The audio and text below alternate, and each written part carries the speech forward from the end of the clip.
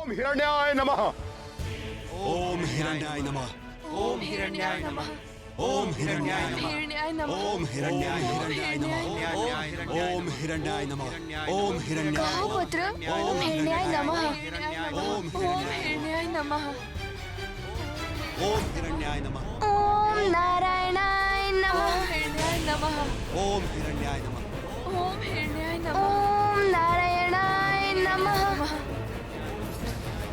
ओम हिरण्याय नमः।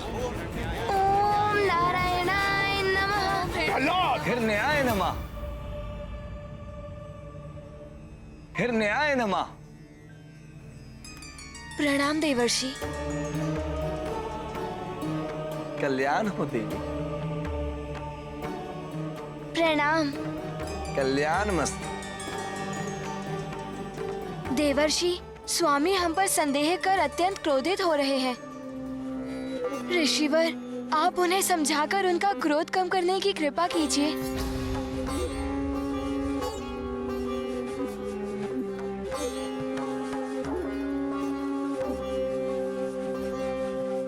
ओम हिरण्याय नमः।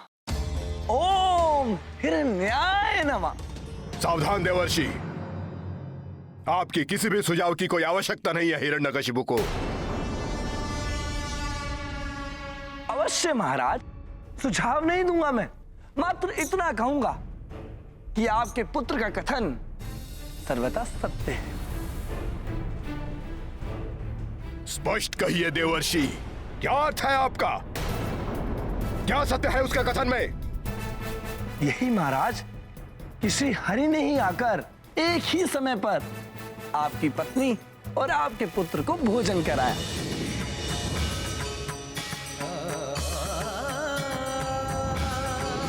ओम नारायणाय नमः। महाराज, आप अत्यंत सत्यनिष्ठ हैं, भोले हैं कि श्री हरि के छल को नहीं समझ सके। अवध्य, अपराज्य, सर्वशक्तिमान है आप।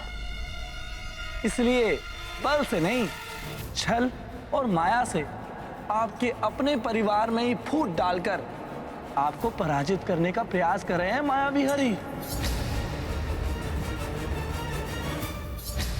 अवश्य, छल से ही उस छलिया हरि ने मेरे अपने पुत्र को मेरे ही विरुद्ध कर दिया।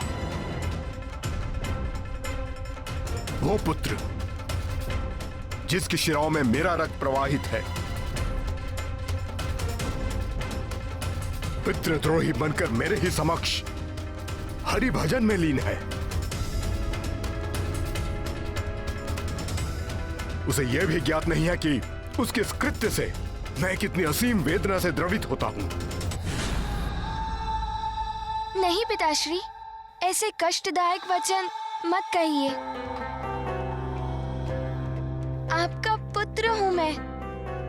मेरा उद्देश्य आपको कष्ट पहुंचाना कदापि नहीं हो सकता।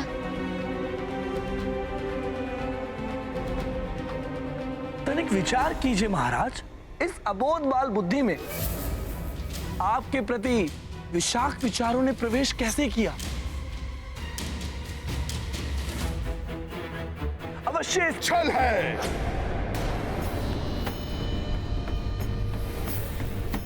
अवश्य छल है उस छलिया हरि का। और छल से श्री हरि आपको पराजित कर रहे हैं दैत्यराज। आपकी उपस्थिति में ही आपके अपने पुत्र द्वारा प्रभु श्री हरि की भक्ति के बालहट आपको प्रजा के उपहास का पात्र भी बना सकता है।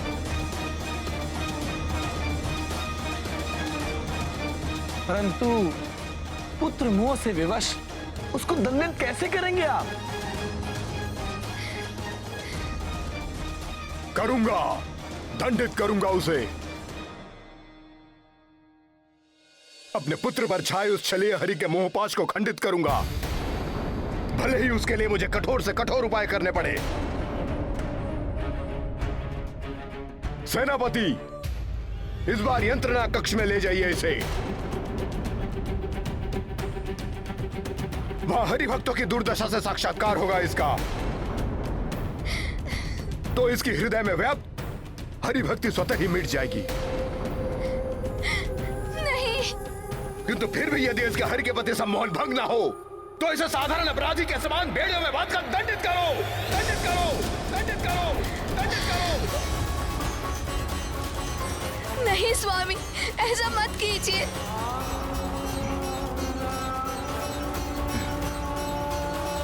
जैसा आप चाहते हैं वैसा ही होगा पिताश्री।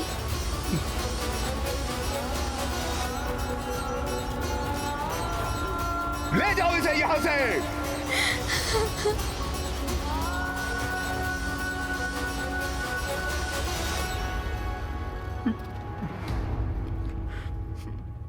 माता, देवर्षि नारद तो स्वयं महाहरि भक्त हैं। उन्होंने ही भक्त प्रहलाद को हरि भक्ति का पाठ सिखाया।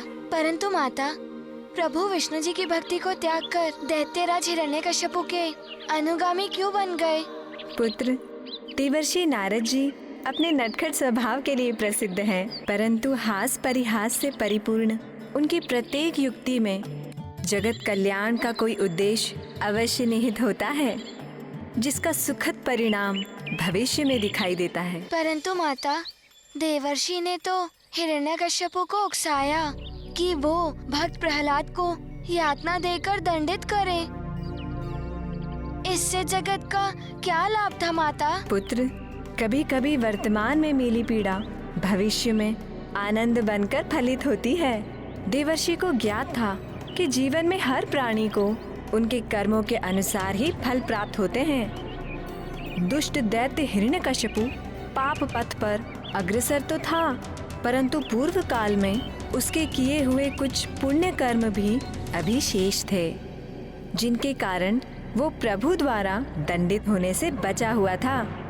हनुमान समझ गया माता।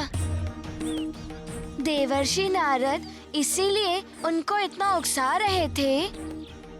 देवर्षि नारद ने दैत्यराज हिरण्यकश्यपु को और पाप करने के लिए प्रेरित किया, जिससे उसके पापों का घड़ा भर जाए और शीघ्र ही प्रभु हरि के हाथों से उसका विनाश हो।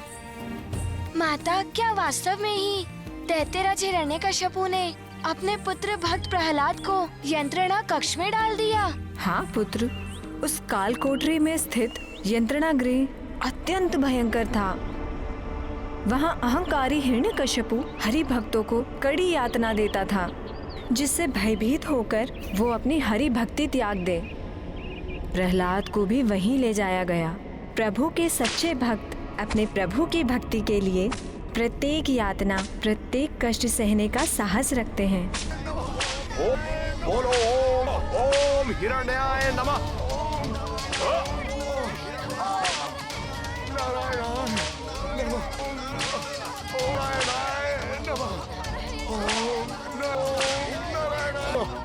जो सत्य है वही बोलूंगा। ओम नारायणाय नमः। रुक जाइए।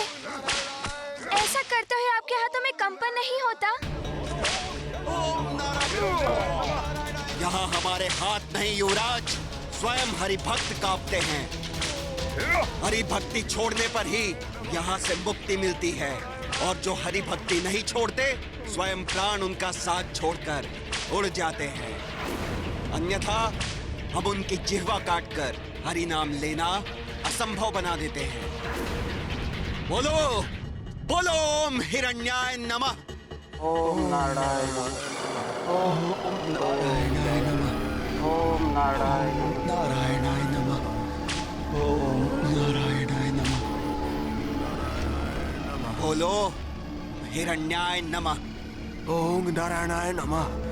ओम नारायणाय नमः। बोलो ओम हिरण्याय नमः। नमः। ओम नारायणाय।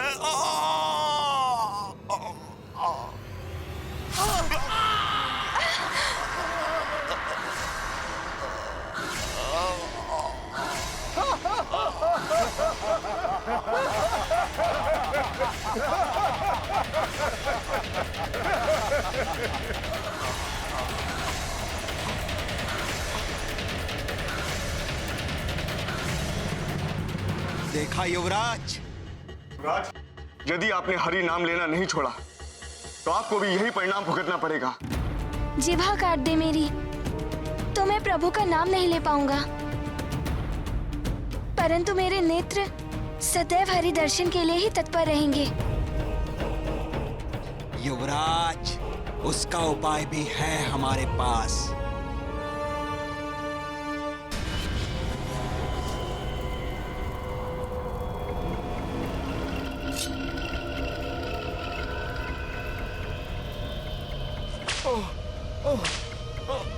ओम नारायणाय नमः।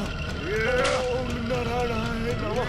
ओम नारायणाय नमः। नारायणाय नमः। बोलो, हरि भक्ति त्यागोगे या नहीं? ओम नारायणाय नमः। ओम नारायणाय नमः। ओम नारायणाय नमः। बोलो, ओम हिरण्याय नमः। नारायणाय नमः। ओम नारायणाय नमः। ओम नारायणाय नमः। ओम नारायणाय नमः। ओम नारायणाय नमः। ओम नारायणाय।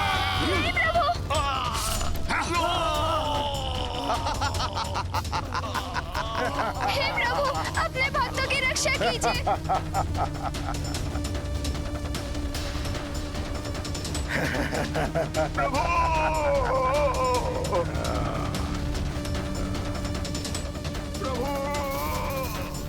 प्रभु। हे प्रभु, हे श्री हरि, अपने इन भक्तों की रक्षा कीजिए। रक्षा कीजिए प्रभु, रक्षा कीजिए।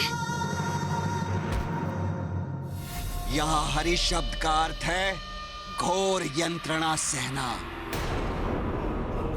इसीलिए युवराज, अपनी जिह्वा पे ये नाम लाकर स्वयं को पीड़ा का भागी मत बनाओ। अभी भी समय है, भूल जाइए हरि को और उसके नाम को।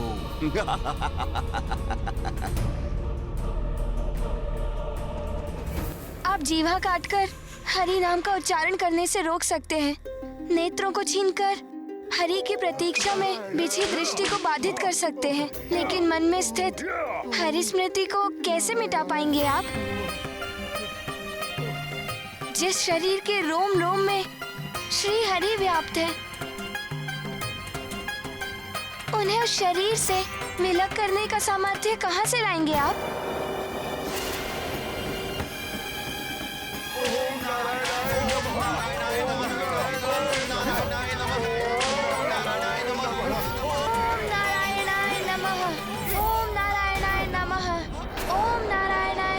प्रतीत होता है युवराज, तुम्हें भी अन्य हरि भक्तों की भांति पीड़ा देकर हरि के प्रकोप से मुक्त कराना होगा।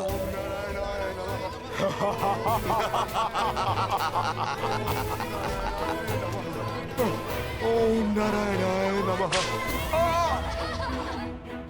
हरि भक्ति में होने वाली पीड़ा भी प्रसाद के समान ही होगी, क्योंकि हरि भक्ति करने वालों का सच भी हरि है, तो उनके मन का चैन भी हरि है।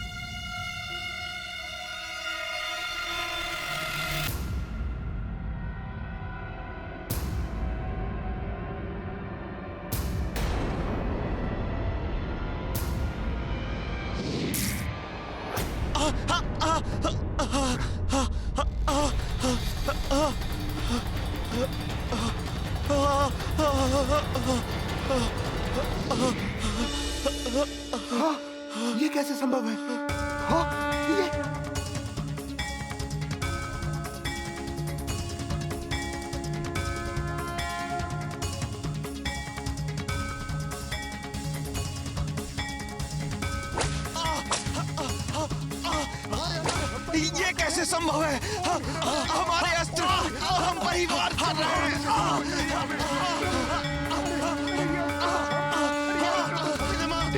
ओम हिरण्याय नमः। हे प्रभु। ओम नारायण नमः। मुझ पे कृपा दृष्टि कर मेरी जीवा लौटा दी है प्रभु आपने। आपकी दया से आपका भक्त ही धन्य हो गया प्रभु।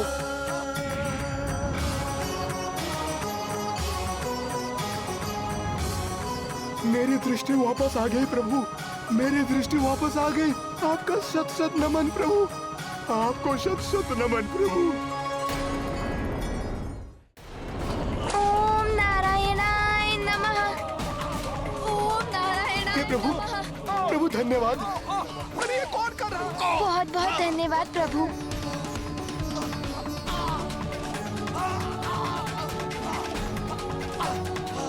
ओम नारायणाय नमः।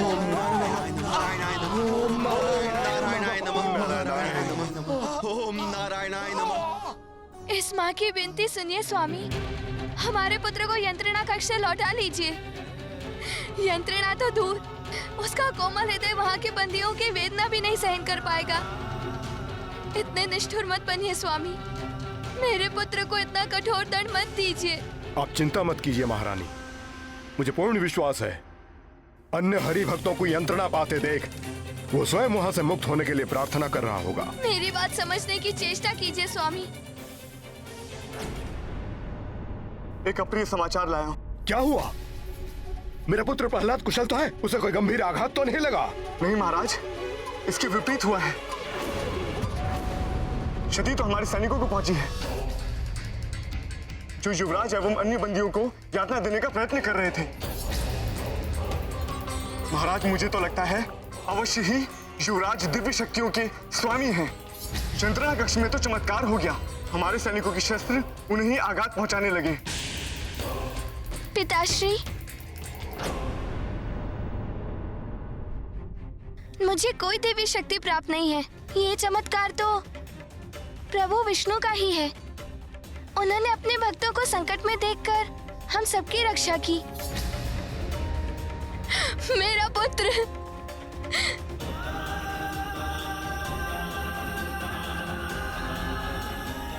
सुरक्षित है, मेरा पुत्र तनिक भी आहत नहीं हुआ।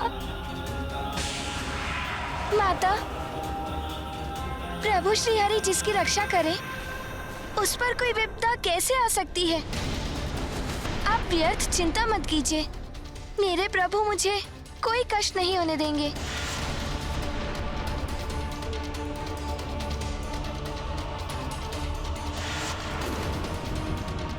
पिताश्री,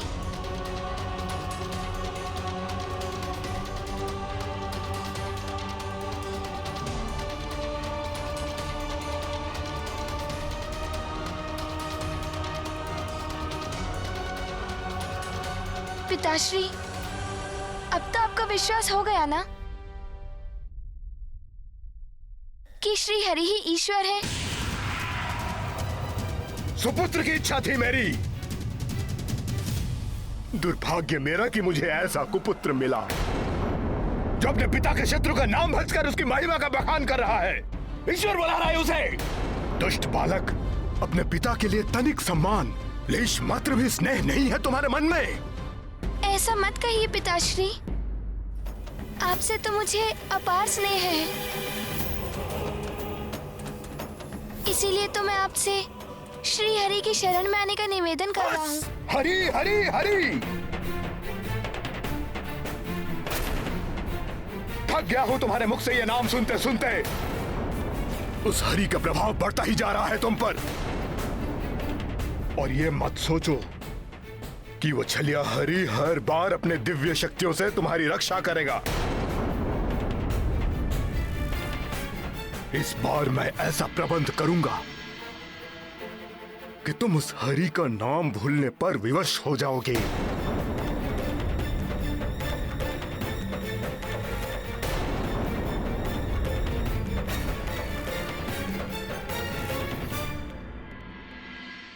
अहंकार सत्य और असत्य का भेद करने की शक्ति भी हर लेता है और मनुष्य को अंधकार की ओर धकेल देता है।